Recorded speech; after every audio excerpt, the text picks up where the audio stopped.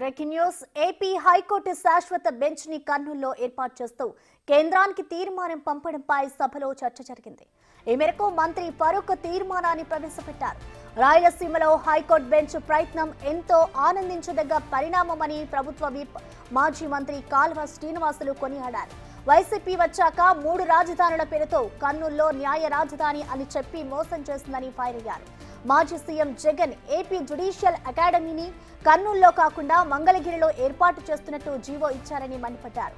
జగన్ రాయలసీమ ద్రోహిగా మిగిలిపోయారని శ్రీనివాసులు వ్యాఖ్యానించారు.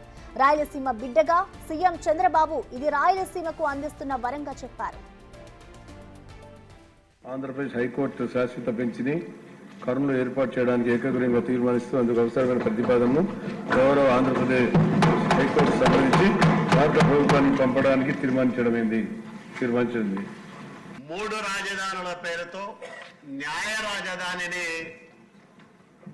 కర్నూలులో ఏర్పాటు చేస్తున్నానని హామీ ఇచ్చి ఒకవైపు అప్పటి ముఖ్యమంత్రి జగన్మోహన్ రెడ్డి, తర్వాత ఆర్థిక మంత్రి బుగ్గన రాజేంద్రనాథ్ రెడ్డి ఇదిగో వస్తా ఉంది అదిగో వస్తా ఉంది న్యాయ రాజధాని కర్నూలుకు అని చెప్పి రాయలసీమ వాసులను నిలువునా మోసం చేసిన వ్యక్తి జగన్మోహన్ రెడ్డి అధ్యక్ష.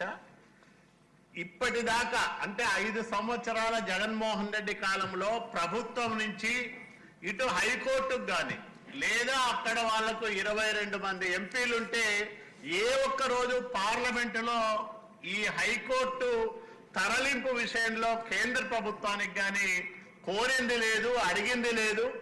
ఆ రకంగా ఒక హామీని ఎట్లా తుంగలో దొక్కచ్చో నిరూపించిన వ్యక్తి జగన్మోహన్ రెడ్డి. దాంతో పాటు అధ్యక్ష హామీ ఇవ్వడంతో పాటు దానికి వ్యతిరేకంగా ఒకవైపు జగన్మోహన్ రెడ్డి రాయలసీమలో న్యాయ రాజధాని కర్నూలులో ఏర్పాటు చేస్తానని ప్రకటనలు ఇస్తాడు.